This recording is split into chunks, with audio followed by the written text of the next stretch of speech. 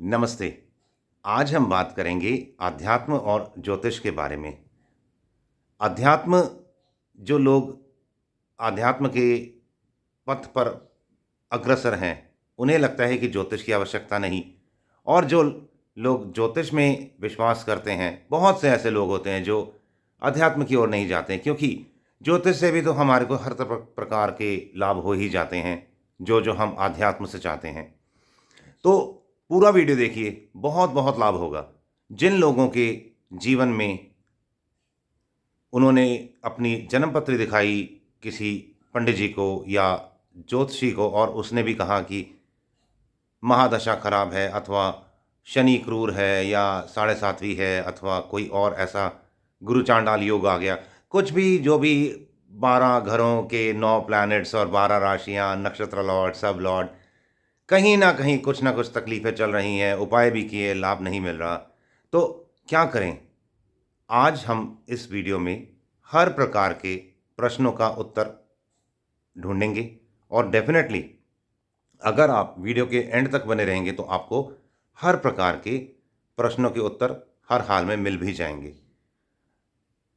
बहुत बार हमने ये भी देखा है कि हमारे जीवन में अगर अब हम ज्योतिषी की बात नहीं कर रहे, हम एक सिंपली बात कर रहे हैं कि हमारे जीवन में हमारे बहुत से गोल्स हैं। हम मकान बेचना चाहते हैं, मकान नहीं बिक रहा। हम मकान खरीदना चाहते हैं, मकान नहीं हम खरीद पा रहे। बहुत सी प्रॉब्लम्स होती हैं। पढ़ाई से रिलेटेड, हमारे जो जीवन में आगे बढ़ना है, हमारे बहुत से सपने हैं, वो पूरे नहीं हो पा रहे हैं। सब कुछ क्रिस्टल क्लियर हो जाएगा। सबसे पहले मैं आपको एक बात बताऊँगा, हमारा शास्त्र कहता है कि 3 प्रकार के प्रारब्ध होते हैं। पहला कहते हैं मंद प्रारब्ध, दूसरा कहते हैं तीव्र और तीसरा होता है तर तीव्र प्रारब्ध। मंद प्रारब्ध अर्थात कि जीवन में किसी प्रकार की कोई कठिनाई आई और हमने मेहनत की, बहुत अच्छा विल पावर स्ट्रांग किया और बहुत मेहनत की और इवेंचुअली हम उसको अपनी प्रॉब्लम्स को ओवरकम कर लेते हैं और हम सब कुछ ठीक कर लेते हैं। ये तो हुआ मंद प्रारब्ध। दूसरा होता है तीव्र प्रारब्ध। इसमें हम मेहनत तो कर रहे हैं पर किसी भी प्रकार से प्रॉब्लम सॉर्ट आउट नहीं हो रही, तो फिर हम क्या करते हैं, ज्योतिषी का सहारा लेते हैं अथवा अध्यात्म का ध्यान का सहारा लेते हैं अथवा किसी और प्रकार का कोई भी सहारा लेते हैं, कोई अनुष्ठान करते हैं, कोई यज्ञ हवन करते हैं, महामृत्युंजय का जाप करते हैं, करवाते हैं। तो with the help of others और अपनी खुद की मेहनत से हम उस प्रॉब्लम को सॉर्ट आउट कर लेते हैं। पहला हम खुद कर लेते थे, खुद कर पाए मंद में, मंद प्रारब्ध में। दूसरा जो तीव्र प्रारब्ध था उसमें हमने अपनी मेहनत भी की और गुरुजनों का, अपने अग्रसरों का, अपने बड़ों का आशीर्वाद लेके आगे बढ़े और हमने उसको प्रॉब्लम को सॉर्ट आउट कर लिया। और तीसरा होता है तर तीव्र प्रारब्ध। कुछ भी कर लो, प्रारब्ध खत्म नहीं होगा, हमें झेलना ही होगा, ऐसा शास्त्र कहता है। पर फिर भी अगर ये वाली कंडीशन भी आ जाती है तो भी रास्ते होते हैं हमारे को इससे बाहर निकलने के। कैसे?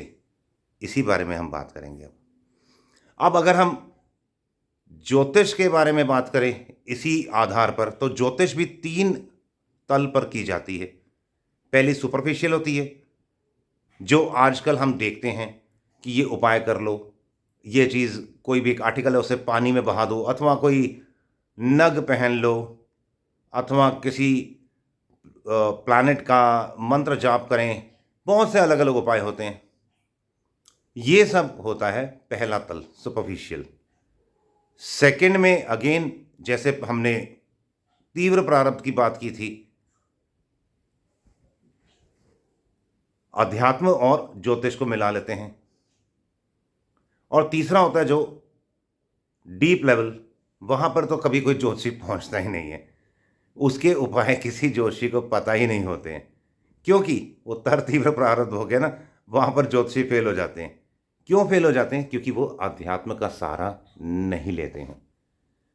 इसमें अध्यात्म का सहारा कैसे लें? फॉर एग्जाम्पल, एक व्यक्ति है,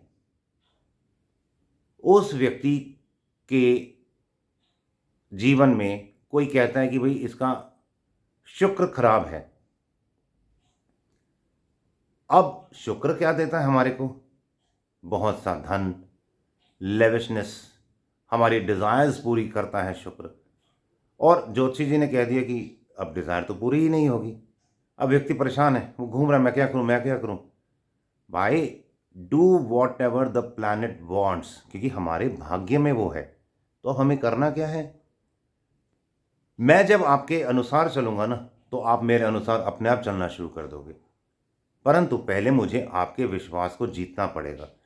उसी प्रकार जो शुक्र कह रहा है कि आपको मैं कुछ नहीं दूंगा, ठीक है, कुछ मत दो, क्योंकि डिजायर्स हमारी अब फुलफिल नहीं होंगी, तो हम क्या करेंगे, हम साधना करें, हम सेवा करें, मंत्र जाप करें, ध्यान करें, क्योंकि शुक्र हमसे यह चाहता है। एक बार हमने उसकी बात मान ली, उसका विश्वास जीत लिया, तो वह हमारे को सब कुछ दे देगा जो हम पहले चाहते थे। उसी प्रकार जैसे मैंने अभी आपसे कहा कि मेरे को अगर आपको जीतना है तो मुझे आपके हृदय को जीतना होगा, फिर उसके बाद आप मेरे लिए सब कुछ करेंगे, अथवा आप समझ चुके मैं क्या कहना चाहता हूं। अब किसी के लिए अगर हम बात करें ज्योतिष के अनुसार भी, तो एकदम से हम सुपरफिशियल ज्योतिषी में क्या करते हैं, सुपरफिशियल एस्ट्रोलॉजी में हम क्या करते हैं, एकदम से उपाय करना शुरू कर देते हैं। इंस्टेड ऑफ उपाय, हमारे को अपने जीवन में उसको उतारना चाहिए। जैसे अभी हमने जैसे शुक्र की बात की, उसी प्रकार हर प्लैनेट की अपनी कुछ कैरेक्टरिस्टिक्स होती हैं। अगली बार जब आप किसी ज्योतिषी के पास जाएं, तो उस कैरेक्टरिस्टिक्स के बारे में बात करें कि अगर मेरा ये प्लैनेट अच्छा है अथवा ये मेरा प्लैनेट बुरा है, तो उसके कैरेक्टरिस्टिक्स क्या हैं। क्योंकि अगर एक प्लैनेट आपके किसी एक घर में अच्छा है, तो वो कहीं ना कहीं दूसरी जगह खराब भी होगा। क्योंकि अगर आज यहाँ पर दिन है, तो कहीं ना कहीं रात भी तो होगी, अथवा आज यहाँ रात है तो कहीं ना कहीं दिन भी तो होगा ना। तो हमेशा हर चीज़ को मद्देनज़र रखते हुए चलना चाहिए, हर चीज़ का ध्यान रखते हुए चलना चाहिए। तो अगर हम अपने जीवन में आध्यात्म को लेके आते हैं, अपने ज्योतिष में भी आध्यात्म को लेके आते हैं, तो हर प्रकार का वह काम करना शुरू कर देगा। विल पावर को बढ़ाना शुरू करें। सिर्फ रीढ़ की हड्डी को सीधा रख के बैठना शुरू कर दो आप, सूर्य के हर प्रकार के उपाय हो जाएंगे। किसी ज्योतिषी के पास जाने की जरूरत नहीं, लिखित में दे देता हूं। सिर्फ आप ज्यादा से ज्यादा दूसरों को कुछ ना कुछ खिलाना पिलाना शुरू कर दो, अथवा आपके पास यदि एजुकेशन है तो एजुकेशन उसको देना शुरू कर दो। आपका बृहस्पति ऑटोमेटिकली ठीक हो जाएगा, कोई उपाय करने की जरूरत नहीं। हर प्लैनेट के लिए, हर प्लैनेट के लिए कुछ ना कुछ ऐसा होता है। आप अध्यात्म को बढ़ाएं अपने जीवन में, क्योंकि ज्योतिष भी यही सिखाता है। अगर आप ज्योतिष के भी बड़े बड़े ग्रंथ पढ़ें जहाँ पे गूढ़ रहस्य भरा हुआ है, पराशर होरा शास्त्र और इस तरह के व्यास मुनि की कुछ शास्त्र, तो वहाँ पर भी वह लोग ये छोटे छोटे उपाय की बात ही नहीं करते। वो बात करते हैं ज़्यादा से ज़्यादा आध्यात्म लेके आए अपने जीवन में, ऑटोमेटिकली जीवन स्वस्थ हो जाएगा, सुदृढ़ हो जाएगा। शुरुआत में मेहनत लगती है, आरंभ में मेहनत लगती है। हमारे को अपने जो इच्छाओं को ऐसा लगता है कि हम दबा रहे हैं, परंतु इवेंचुअली हमें सब मिलता भी है। अब एक बच्चा ही है ना, एक बच्चा जो 9th स्टैंडर्ड में पढ़ता है, वो अगर आज मेहनत करता है, अपनी इच्छाओं को दबाता है, ना वो टीवी देख रहा है, ना खेलने जा रहा है, और दबा के पढ़ रहा है, बहुत कॉन्सेंट्रेटली दिल लगा के पढ़ रहा है, सिर्फ 4 साल, 9th 10th 11th 12th, future आपको पता बन जाता है। कोई भी उसने सब्जेक्ट्स ले रखे, इनिशियली लगता है 3-4 साल की मेहनत लगती है, पर अगला पूरा जीवन स्वस्थ हो जाता है।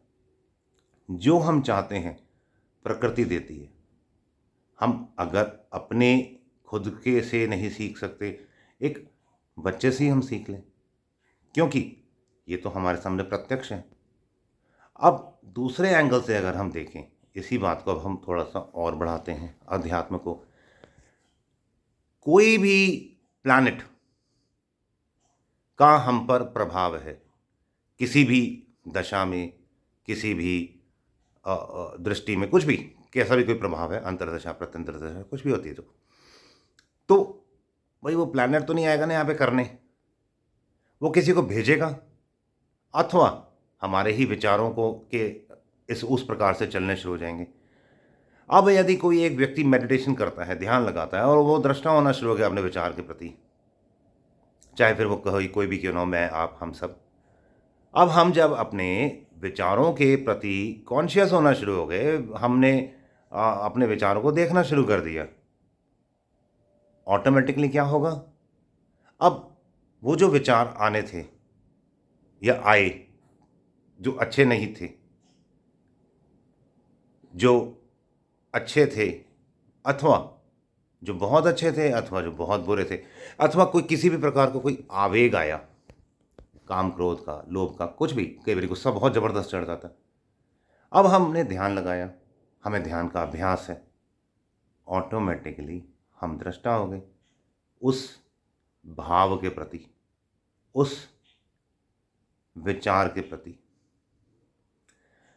इसलिए अब जब हम तीसरे तल पे चलते हैं, जो अध्यात्म का जो तीसरा तल अथवा ज्योतिष का जो तीसरा तल है, वह है भाव। हमेशा अपने कुछ भी हम कर रहे हैं, कुछ भी हम सोच रहे हैं, कुछ भी कह रहे हैं, किसी से कुछ चाह रहे हैं, किसी को कुछ दे रहे हैं, अथवा किसी से कुछ मांग रहे हैं, what is the intention behind that? अपनी भावना पहले हम देखें कि मेरा भाव क्या है, कहीं स्वार्थ तो नहीं, अथवा कहीं किसी भी प्रकार का कोई लोभ मोह तो नहीं। यदि उल्टा है तो सबसे पहले अपने भाव को हम ठीक करना शुरू करें। जैसे जैसे हम अपने भावना को शुद्ध करते जाएंगे, हमारा जो मन है वह निर्मल हो जाएगा। मन जैसे जैसे निर्मल होना शुरू हो जाएगा, ऑटोमेटिकली आगे क्या होता है, विज्ञानमय कोश, अन्नमय प्राणमय विज्ञानमय। अब हम पूर्ण उसी पे आते जा रहे हैं धीरे धीरे। अध्यात्म भी यही कह रहा है, ज्योतिष भी यही कह रहा है। जब हमारा मन निर्मल होगा तो हमारी स्थिति हमारे सबकॉन्शियस माइंड, अर्थात जिसे हम अर्धचेतन मन कहते हैं, वहाँ पे स्वाभाविक होनी शुरू हो जाएगी। जितनी देर तक हम स्वाभाविक रूप से सबकॉन्शियस माइंड में बैठेंगे, हमारी तुरीयावस्था में स्थिति होगी। हमारे अब तुरीयावस्था था अर्थात विज्ञानमय कोश, जिसे ज्ञानमय कोश भी कहते हैं। सारे पूर्व जन्मों के संचित कर्म है जो खत्म हो जाएंगे, होने शुरू हो जाएंगे धीरे धीरे, और फिर लंबे टाइम तक हम अगर अभ्यास करते रहेंगे तो खत्म हो जाएंगे, और फिर हम आनंदमय कोश में हमारी स्वाभाविक यात्रा होगी, और हमारे को शांति, आत्म शांति, आनंद की अनुभूति होगी। देखिए हम कहाँ से चले थे, प्रारब्ध से चले। हमने जो आज बात करनी शुरू की, ज्योतिष में भी हम सुपरफिशियल ज्योतिष से चले, और ज्योतिष की अब हम तीसरे तल पे आ चुके हैं। अब यहाँ पर जब एक बात सोचिए कि जब हमारे को आनंदमय शरीर में हमारे को हर पल एक आनंद की अनुभूति हो रही है जिस समय, अब ऐसे में कोई भी कठिनाई आए, कोई भी परेशानी आए, हम इजीली उसे हैंडल कर लेंगे। और दूसरे दृष्टिकोण से अगर हम देखें तो we are not in need of anybody. ठीक है, हमारा जीवन है, हमारा परिवार है, हमारा समाज है, हमें उसका कर्तव्य तो उसके जो हमारे अपनी रिस्पॉन्सिबिलिटीज़ है वो तो फुलफिल करनी ही है। परंतु एक आपने कहावत सुनी होगी, मानो ना मानो खुशी इंसान की ज़रूरत है। आज हम जो भी चाहते हैं, जो भी हम करते हैं, जो भी हम करना चाहते हैं, अथवा जो भी हमें आज तक हमने किया अथवा मिला, किस लिए? सिर्फ खुशी के लिए। तो इवन किसी को तंग भी करते हैं, किसी को हम कभी हमारे को एक, जैसे कहते हैं ना, एक sadistic pleasure, again it's a pleasure. We are whatever we are doing, we are just doing for pleasure. हम खुशी के लिए, आनंद के लिए सब कुछ कर रहे हैं। अब जब हमारे को स्वाधीन, स्वतंत्र, निर्मल सुख, और वो भी निःशुल्क मिलना शुरू हो जाए, तो बताओ अब कौन सा प्लैनेट, कौन सा सितारा, कौन सा भाव, अथवा वो भाव अर्थात जो 12 घर होते हैं ना अपने ज्योतिष के, कोई भी तंग नहीं करेगा, फिर सब एकदम बढ़िया हो जाएंगे। एक छोटी सी बात बताता हूं, फिर कंक्लूड करेंगे। भगवान राम जी का जब राज्याभिषेक की बात चल रही थी, पहले भी जब दशरथ के टाइम पे, और जब बाद में भगवान राम रावण की का वध करके जब वापस है तब भी, तो दोनों बार जब भगवान राम के राज्याभिषेक की जब बात हुई, तो वशिष्ठ मुनि जो उनके गुरु वशिष्ठ थे, उनके पास जब सब गए कि भाई बताइए कौन से दिन अथवा कौन से तिथि को हम राज्याभिषेक करें भगवान श्री राम का। और हम तो भगवान श्री राम कहते, उस समय तो राजा राम ही कहते होंगे शायद। तो उन्होंने कहा कि ये ऐसी स्थिति पे हैं कि यहाँ इनके लिए हर प्लैनेट अनुकूल है, तो हमारे को भी उसी स्थिति में आना है कि हम अनुकूल हैं। हमारे जो आराध्य हैं भगवान राम, हमें भी उन्हीं के पग चिन्हों पर चल के उन्हीं की तरह एक आदर्श जीवन बिताएं, आदर्श जीवन बनाएं। हम अपने काम तो आए, हमारे पास जो आके बैठे उसके भी काम अपने आप होने शुरू हो जाएं। ऐसे ही हम एक स्थिति लेके आए। तो मैं यहाँ कंक्लूड करूँगा, बंद करूँगा बोलना, क्योंकि बातें तो बहुत हैं, फिर कभी और आगे किसी और वीडियो में करेंगे। किसी प्रकार का यदि आपकी कोई क्वेरी है या कोई प्रश्न है तो आप मेरे से ज़रूर कमेंट्स बॉक्स में संपर्क कर सकते हैं। All the best, God bless you all.